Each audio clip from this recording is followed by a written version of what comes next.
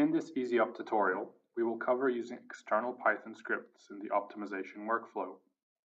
In this example, we will write a simple program which calculates the square of the input variable. Then we will use EZOpt to find the minimum value for this function. First, we set up the workflow, as shown. We connect the input variable and output variable nodes to the Python node. To set up the Python script, double-click the Python node. Click the Browse icon to find the Python script needed. Once this is done, you can start setting up the input and output variables. The script used in this example is only one line, shown on the screen now. Note there is no line defining the variable x1.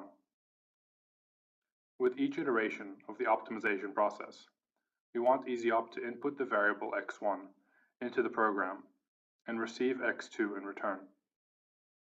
We define this in the node modification window.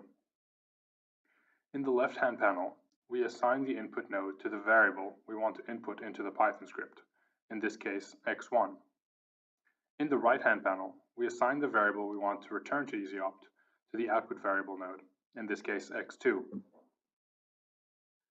With each iteration of the program, the script will be appended as shown.